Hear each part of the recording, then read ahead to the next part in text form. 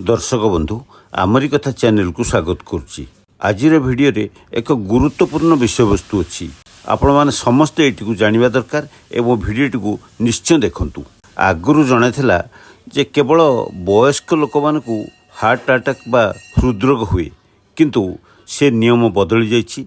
आजिकाली पिलाठारु आरंभ करी युवक युवती वयस्क व्यक्ति जेकोसी लोकंकु हृदघात बा हार्ट अटैक हो पारे। हार्ट अटैक बा हृदरोग होची एक घातक रोग। खूब कम समय मध्य उपयुक्त पदक्षेप न नेले जीवन चल जीवार संभावना मध्य थाए। आसंतु जानिबा एई हृदघात बा हार्ट अटैक रो कारण, लक्षण एवं निराकरण। भिडियोटी को दयाकरी शेष पर्यंत देखिए एवं चैनलटी को सब्सक्राइब करेंगे। प्रथम कारण होची धूमपान और निशाद्रव्य सेवन। आजिकाली विशेषकर कॉलेज पिला माने तथा युवक युवती माने धूमपान सहित निशाद्रव्य सेवन करने को अधिक पसंद करुचंती। एथिरे से माने अभ्यस्त। यह द्वारा रक्तकोष गुड़िक कठिन तथा अनमनीय हो जाए। फल रक्तकोष रक्त जमाट बांधिबा जोगु रक्त संचालन धमनी को ठीक भाव न हो पारी हृदघात हुए। आम हृत्पिंड को जो रक्त संचालन होता है से बाधा सृष्टि हेले बा ब्लकेज हेले हृदघात होता है। आउ गोटे कारण होची उच्च रक्तचाप बा हाई ब्लड प्रेशर। जदि आपणकर उच्च रक्तचाप बा हाई ब्लड प्रेशर अधिक दिन रोची ताले उपयुक्त चिकित्सा करांतु, डाक्तर को देखांतु एवं औषध खाई रक्तचाप कमांतु। ये रक्तचाप अधिक दिन रहिले हृदघात हेबार संभावना रही है। उच्च कोलेस्टेरोल। शरीर में अत्यधिक कोलेस्टेरोल स्वास्थ्य प्रति क्षतिकारक।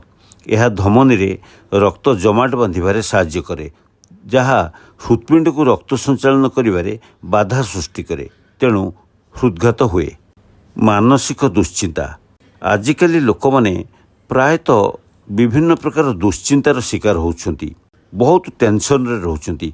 व्यस्तबहुल जीवनशैली ही व्यक्ति को दुश्चिंता आड़ को टाणी नौची। विशेषकर अधिक रोजगार करवा, अधिक घर करवा, जमी किणवा, यही सब चिंता अधिक रु अधिक हो जाउची। तेणु अत्यधिक चिंताशील रहिले रक्तचाप वृद्धि पाए। यह ही धमनी उपरे चाप पकाए। मेदबहुलता बा ओबेसिटी। हृदघात हेबार अन्य एक मुख्य कारण होउची मेदबहुलता। शारीरिक निष्क्रियता, चिंता और निकृष्ट मानर खाद्य जोगु व्यक्ति मेदबहुलतार शिकार हो पारे। मेदबहुलता जोगु व्यक्ति ठारे डायबिटीज, उच्च रक्तचाप, उच्च कोलेस्टेरोल यही अनेक रोग देखा दे पारे। परोक्ष यह हृदघात को निमंत्रण करिपारे। शारीरिक निष्क्रियता।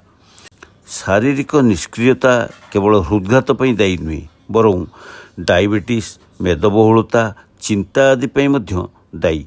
आम देशर शतकड़ा 80% युवक युवती, छात्र छात्री एमाने सब जोग, व्यायाम और शारीरिक परिश्रम नक विभिन्न रोगर शिकार होचुती। केमिति हबो? जेतेबेले समय पाइले सेमाने तो मोबाइल, लैपटॉप और कंप्यूटर रे निजको नियोजित रखिले। समय कोठ पाइबे जे एक्सरसाइज करिवे बा व्यायाम करिवे। डायबिटीज। हृदघात हेबार डायबिटीज मध्य अन्यतम मुख्य कारण। डायबिटीज रोगीर रक्तवाही नळीर विभिन्न स्थान रे रक्त जमाट बांधि जाए। विशेषकर गोड़ और मस्तिष्क को संयुक्त थिबा प्रशिरा रे रक्त बेसी जमाट बांधि थाए। तेणु रक्त संचालन ठीक हो पारेनी। परोक्ष हृदघात बा हार्ट अटैक संभावना सृष्टि होता है। स्तन्यपान न कराइबा। आजिकाली देखा जाउची माँ माने नवजात पिला को स्तन्यपान न कराई बजारर डबा खाद्य देउचंती। प्रथमतः पिला माँ क्षीर थिबा शरीर पई आवश्यक विटामिन पाइला नहीं। अन्यपटे बजार किणा जाउथिबा डबा खाद्य अत्यधिक फैट अंश रहुथिबारु पिलाठारे मेद वृद्धि हुए। फल से युवक अवस्था पहुँचला बेलू ताठारे कोलेस्टेरोल वृद्धि पाई थाए। से हृदघात शिकार हेबार यह ही मुख्य कारण। एथर आसतु जानिबा हृदघातर लक्षण। आजिकाली हृदघात जेपरी समस्या हेलाणी, प्रति व्यक्ति हृदघातर लक्षण जानिबा दरकार। लक्षण जानिथिले तुरंत डाक्तर परामर्श नहीं सुस्थ रही परिबे। तेबे हृदघातर लक्षण उभय पुरुष और महिला ठारे ଦେଖାଯାଏ। ପ୍ରଥମ ଏବଂ ମୁଖ୍ୟ ଲକ୍ଷଣ ହେଉଛି ଛାତିରେ ଯନ୍ତ୍ରଣା ହେବା। ବିଶେଷ କରି ଛାତି ମଝି ଓ ବାମ ପଟେ ଯନ୍ତ୍ରଣା ହୁଏ। ଦର୍ଶକ ବନ୍ଧୁ, ଏହି ଛାତି ଯନ୍ତ୍ରଣା ବିଭିନ୍ନ କାରଣରୁ ହୁଏ, ଯେମିତିକି ଗ୍ୟାସ୍ ହେଲେ ମଧ୍ୟ ଛାତି ଯନ୍ତ୍ରଣା ହୁଏ। ତେଣୁ ଅଧିକାଂଶ ଲୋକ ଭାବନ୍ତି ଛାତିରେ ଯନ୍ତ୍ରଣା ହେଲେ ଏହା ଗ୍ୟାସ୍ ଯୋଗୁଁ ହେଉଛି ଏବଂ ଗ୍ୟାସ୍ ପାଇଁ ଔଷଧ ବି ଖାଆନ୍ତି। ଯଦି ଯନ୍ତ୍ରଣାଟି ଗ୍ୟାସ୍ ଯୋଗୁଁ ନ ହୋଇ ହୃଦଘାତ ଯୋଗୁଁ ହୋଇଥାଏ ତାହେଲେ ଏହା ବିପଦ ଆଣିପାରେ। ତେଣୁ ଆମେ ସଚେତନ ରହିବା ଜରୁରୀ। ହୃଦଘାତ ଯୋଗୁଁ ଛାତିରେ ଯନ୍ତ୍ରଣା ହେଲେ କିଛି ମିନିଟ୍ ପାଇଁ ହୁଏ ଏବଂ ତାପରେ ଠିକ୍ ହୋଇଯାଏ। ଏହି ଛାତି ଯନ୍ତ୍ରଣା ସମୟରେ ଜୋର ଚାପି ହୋଇଯିବା, ଛୁଞ୍ଚି ମାରିଲା ପରି ଲାଗିବା ଆଦି ଅନୁଭବ ହୋଇଥାଏ। ତାପରେ ଗୋଟିଏ ପାର୍ଶ୍ୱ କିମ୍ବା ଦୁଇ ପାର୍ଶ୍ୱର ବାହୁ ବା ଖୁଆ, ପିଠି, କାନ୍ଧ, ବେକ, ପାକସ୍ଥଳୀର ଉପରି ଭାଗ ଏହିସବୁ ଅଞ୍ଚଳରେ ଯନ୍ତ୍ରଣା ଅନୁଭବ ହୁଏ। ଶ୍ୱାସକ୍ରିୟା ଠିକ୍ ଭାବରେ ହୁଏ ନାହିଁ, ଅର୍ଥାତ୍ ଛାତି ଯନ୍ତ୍ରଣା ହେବା ସମୟରେ ବା ଯନ୍ତ୍ରଣା ପୂର୍ବରୁ ନିଶ୍ୱାସ ପ୍ରଶ୍ୱାସ ନେବାରେ କଷ୍ଟ ହୋଇଥାଏ। ଲମ୍ବା ପ୍ରଶ୍ୱାସ ନେଇ ହୁଏ ନାହିଁ କି ଲମ୍ବା ନିଶ୍ୱାସ ଛାଡ଼ି ହୁଏ ନାହିଁ। ବିଶ୍ରାମ ନେବା ସମୟରେ କିମ୍ବା କୌଣସି ଶାରୀରିକ ପରିଶ୍ରମ କରିବା ସମୟରେ ଏହି ସମସ୍ୟା ବିଶେଷ ଭାବରେ ଦେଖାଯାଏ। ହାର୍ଟ ଆଟାକ୍ ବା ହୃଦରୋଗର ଆଉ ଗୋଟେ ବିଶେଷ ଲକ୍ଷଣ ହେଉଛି ଶରୀରରୁ ପ୍ରଚୁର ମାତ୍ରାରେ ଝାଳ ବାହାରିବା। ଛାତିରେ ଯନ୍ତ୍ରଣା ହେଉଥିବା ସମୟରେ ଏକ ହର୍ମୋନ୍ ନିର୍ଗତ ହୋଇଥାଏ। ଏହା ହଠାତ୍ ରକ୍ତଚାପ ବୃଦ୍ଧି କରିଦିଏ। ଏହାଦ୍ୱାରା ହୃତ୍ସ୍ପନ୍ଦନ ମଧ୍ୟ ବୃଦ୍ଧି ପାଏ।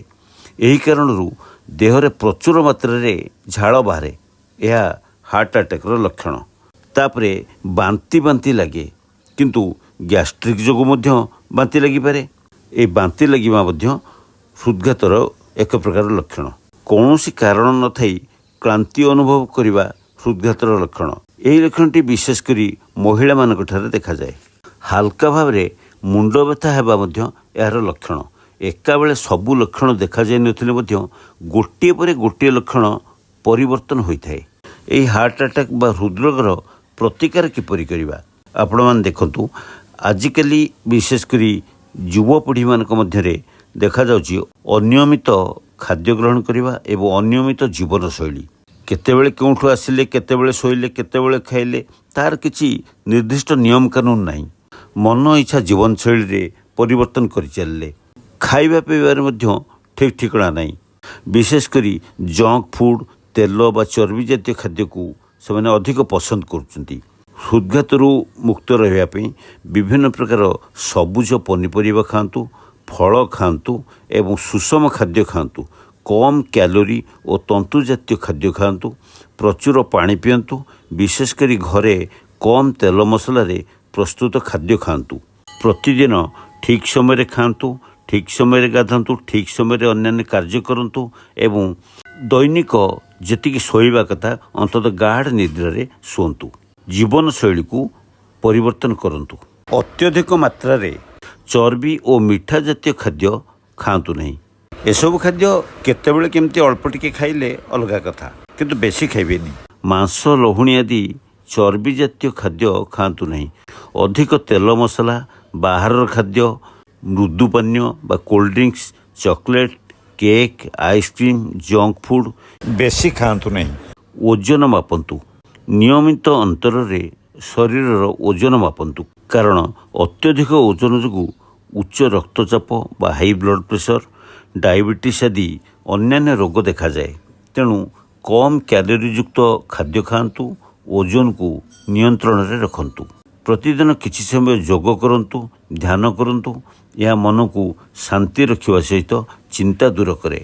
ବ୍ୟାୟାମ କଲେ ଶରୀରର କୋଷଗୁଡ଼ିକ ଚଳଚଞ୍ଚଳ ହୁଏ, ରକ୍ତ ସଞ୍ଚାଳନ ଠିକ୍ ଭାବରେ ହୋଇଥାଏ ଏବଂ ହୃଦଘାତରୁ ମୁକ୍ତ ମିଳେ। ଗାଢ଼ ନିଦ୍ରାରେ ଶୁଅନ୍ତୁ। ରାତିରେ ଚିନ୍ତାମୁକ୍ତ ହୋଇ ଗାଢ଼ ନିଦ୍ରାରେ ଅନ୍ତତଃ 7ରୁ 8 ଘଣ୍ଟା ଶୁଅନ୍ତୁ। ଏହାଦ୍ୱାରା ମନ ଶାନ୍ତ ରହିବା ସହିତ କ୍ଳାନ୍ତି ମଧ୍ୟ ସମ୍ପୂର୍ଣ୍ଣ ଦୂର ହୋଇଥାଏ। ଦୈନିକ ଶରୀର ପାଇଁ ଏହା ନିହାତି ଦରକାର। ହୃଦଘାତର ଲକ୍ଷଣ ଦେଖାଦେଲେ ତୁରନ୍ତ କ'ଣ କରିବେ? ଯଦି ହଠାତ୍ ଏହିଭଳି ହୃଦଘାତର ଲକ୍ଷଣ ଦେଖାଦିଏ ତାହେଲେ ପ୍ରଥମେ ଡାକ୍ତରଙ୍କ ସାହାଯ୍ୟ ନେବା ଉଚିତ। ଏଥିପାଇଁ ଏମର୍ଜେନ୍ସି ନମ୍ବରରେ ଫୋନ୍ କରନ୍ତୁ। ରୋଗୀକୁ ତୁରନ୍ତ ସିଧା ଶୁଆଇ ଦିଅନ୍ତୁ।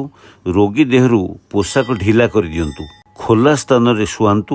ରୋଗୀକୁ ଜୋରରେ ଶ୍ୱାସ ନେବାକୁ କୁହନ୍ତୁ। ରୋଗୀର ଦୁଇ ଗୋଡ଼କୁ ଟେକି ଧରନ୍ତୁ। ଏହାଦ୍ୱାରା ହୃତ୍ପିଣ୍ଡକୁ ରକ୍ତ ସଞ୍ଚାଳନ ବୃଦ୍ଧି ପାଇଥାଏ। ମନେ ରଖନ୍ତୁ, ହୃଦଘାତର ଲକ୍ଷଣ ଦେଖାଦେଲେ ଡେରି କରିବେ ନାହିଁ। ତୁରନ୍ତ ହସ୍ପିଟାଲ ସହିତ ଯୋଗାଯୋଗ କରି ରୋଗୀକୁ ହସ୍ପିଟାଲରେ ପହଞ୍ଚାଇବାର ବ୍ୟବସ୍ଥା କରିବେ, କାରଣ ଡେରି ହେଲେ ଏହି ରୋଗ ରୋଗୀ ପାଇଁ ବିପଦ ସୃଷ୍ଟି କରିପାରେ। ଦର୍ଶକ ବନ୍ଧୁ, ଭିଡ଼ିଓଟି କେମିତି ଲାଗିଲା ମତାମତ ଦେବେ ଏବଂ ଚ୍ୟାନେଲଟିକୁ ସବସ୍କ୍ରାଇବ୍ କରିବା ସହିତ ଲାଇକ୍ ଓ ସେୟାର କରିବେ। ରହୁଛି, ଧନ୍ୟବାଦ।